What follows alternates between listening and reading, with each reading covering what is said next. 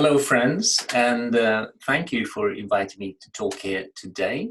I'm delighted to be included in such an esteemed group of people. I'm very pleased. But before I start, let me give you a brief introduction of who I am and what I do. So my name is Mats Skog. I'm a performance coach and mentor, and I provide a service that I call What Next? I work with ambitious professional people to help them discover clarity of direction to, well, what's next in their life and businesses. And then together we build sensible strategies for them to move forward so they can get to where they want to be. Now, but I wasn't always a coach. I started out life as a ballet dancer, in fact. I trained in Sweden and also in the Soviet Union, former Soviet Union. And I enjoyed the 20 years of a very successful performance career, dancing on stages throughout Europe and the rest of the world.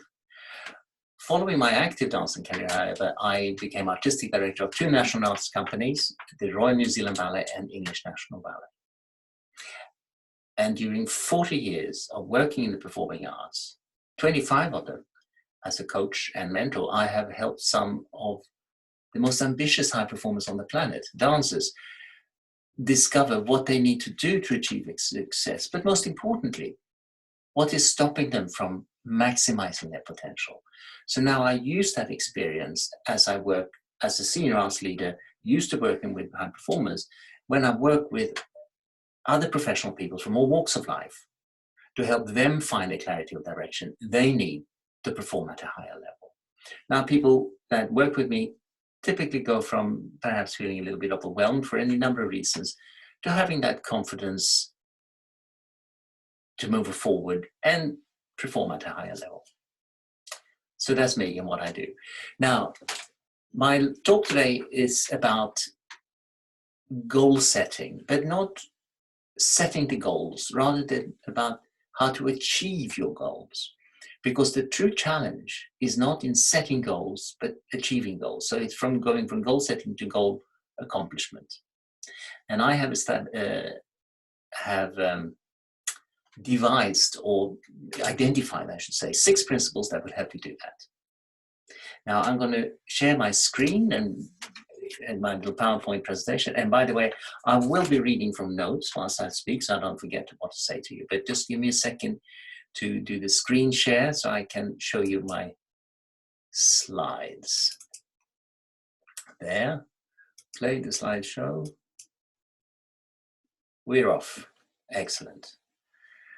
Right, so the Hexagon of Success, 6 principles that will take you from goal setting to goal realization. How to turn good intentions into positive actions and making the impossible possible. Now, lofty promises indeed. Now, much has been written about the importance of goal setting and how properly structured goals will make you successful, wealthy, and happy. And who could possibly argue against this? But this talk, however, as I mentioned, is not about setting goals, but about how to assess the quality of your goals to make sure that you can accomplish them. Because, I repeat, the true challenge is not in goal setting, but in goal achievement. Now, there are a variety of methods and systems available for goal setting, not least the well-known SMART system, which the acronym that stands for specific, measurable, achievable, relevant, and time, which is indeed an excellent system and very smart and effective for creating goals with clear purpose and defined deadlines. However, my view is that goal-setting exercises can often be a little bit dry and contrived and become exercises in box ticking. Because it's important to understand that purpose is not the same as meaning.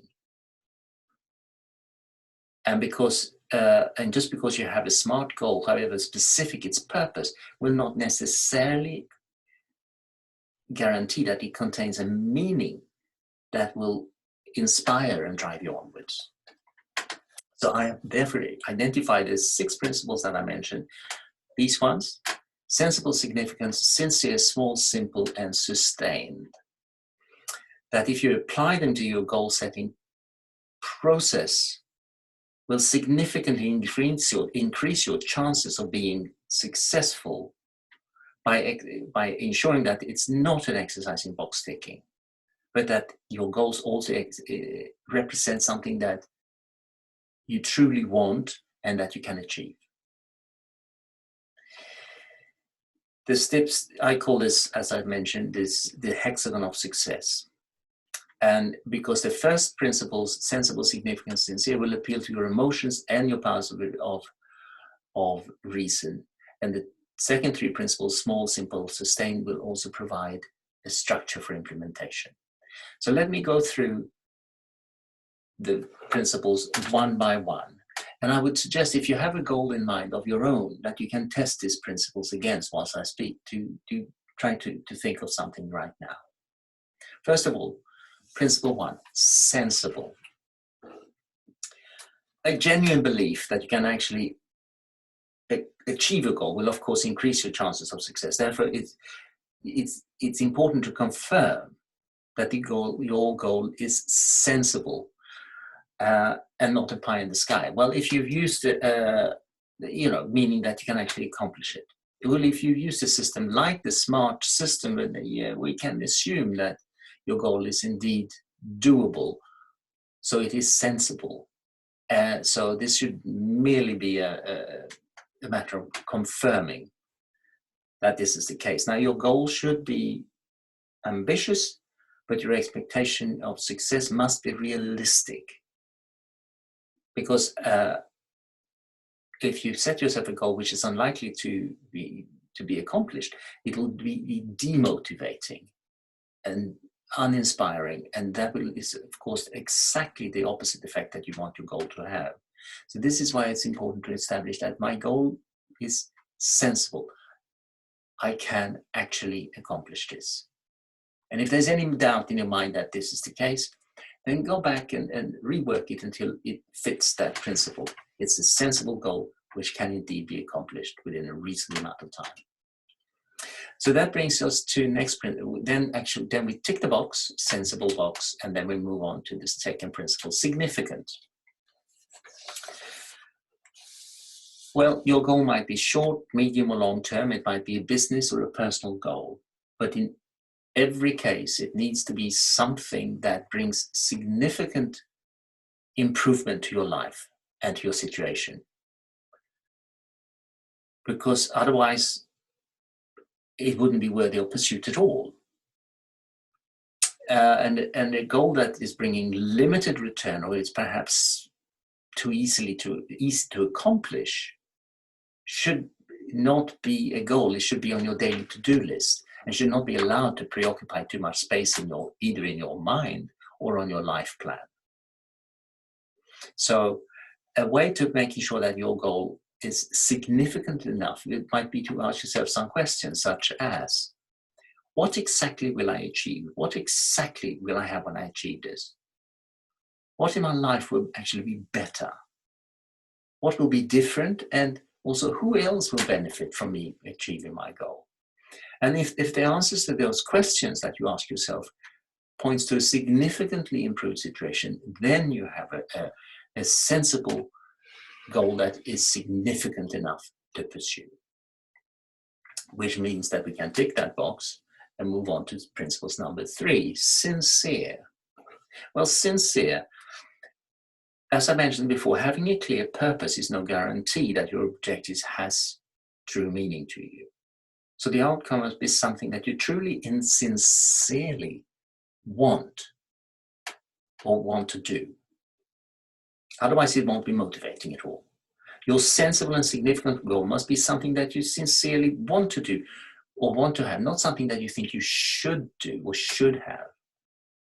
So checking with yourself, I suggest you use the following question and you ask it 5 times, which is simply, why do I want this? With emphasis on what I. Why do I want this? Ask yourself that question 5 times and if you can come up with 5 compelling reasons, both emotional and intellectual and practical, that as to why you want this goal, then it's obviously something that you sincerely want.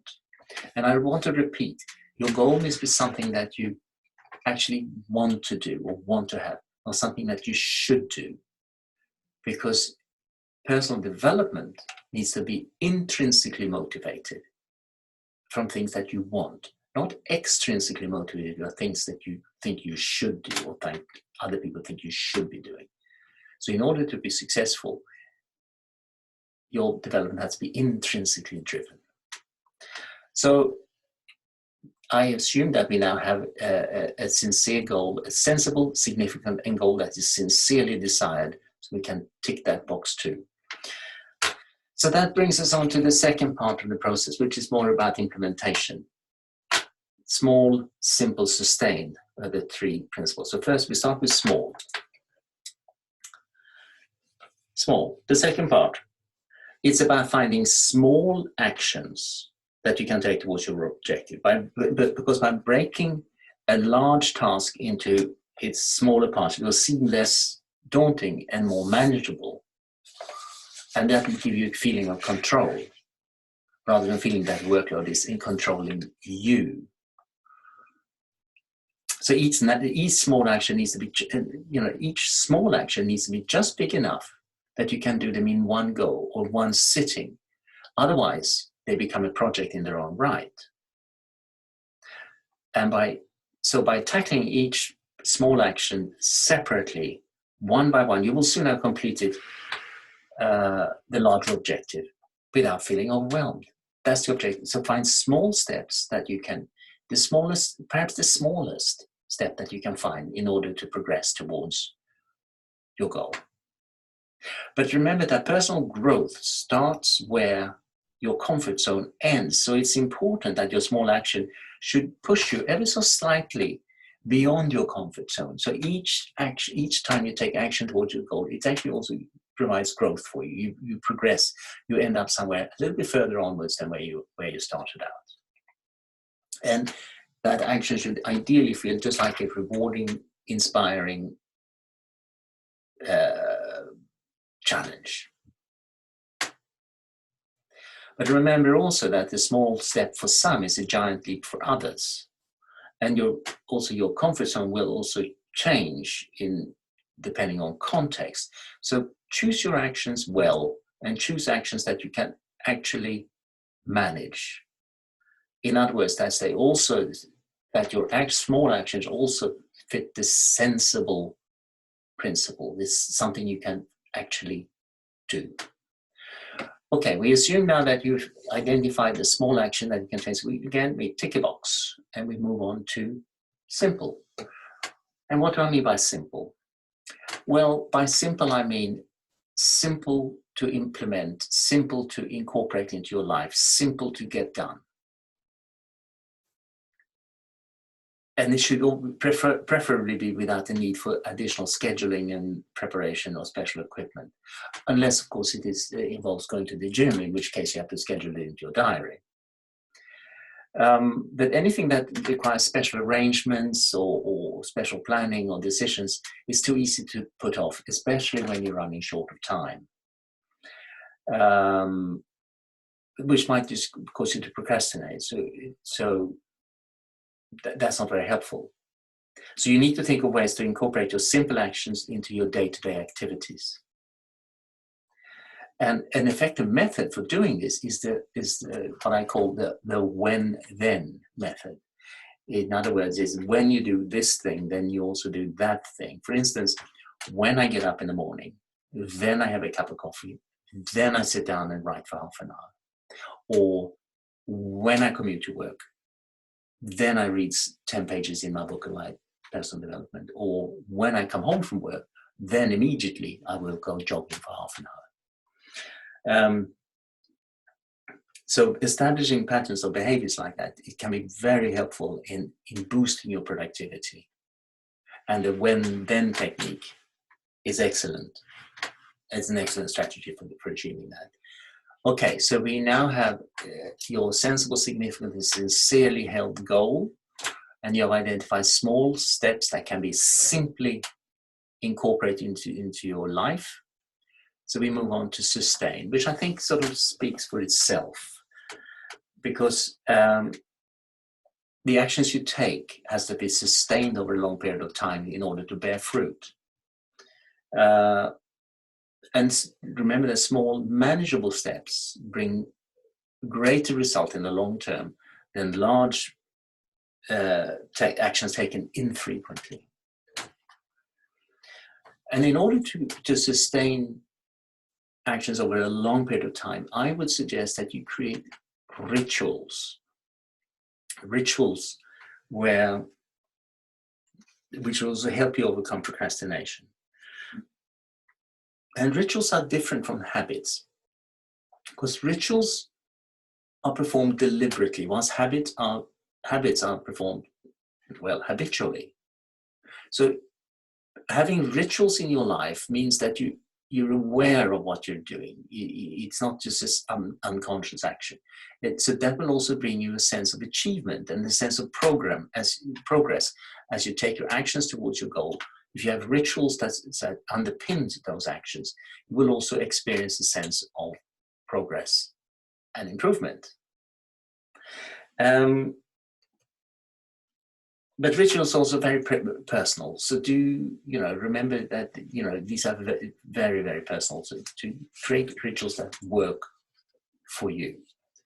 So we have a sensible, significant, and sincerely held goal.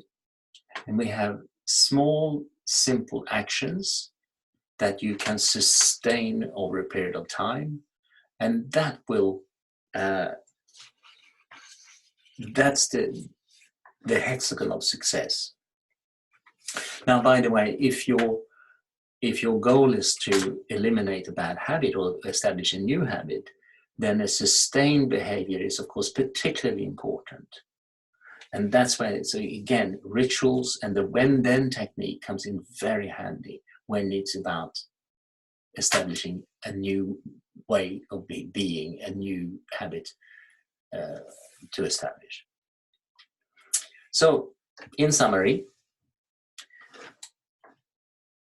the first three principles, sensible, significant, and sincere, will guarantee that your goal is both appealing to your emotions as well as your powers of reason. So that will inspire and drive you onwards. The small, simple, and sustained, small, simple actions will enable you to sustain a behavior over a longer period of time, which will, of course, increase your chances of being successful tremendously. So with these 6 principles in place, or these 6 principles considered as you design your goals, you will have a much better chance of being successful. But keep in mind, though, when you do accomplish something, celebrate. It's nice when other people recognize your achievements, but you need to do so too. So therefore, give yourself a pat on the back, or give yourself a treat when each time you accomplish your goals. So I hope that's been helpful. And there I am, looking a little bit younger than I am right now, but I'm happy to say I'm also a little wiser than I was just then. Now let me stop sharing the screen so I can say goodbye properly. And here I am, I'm back again.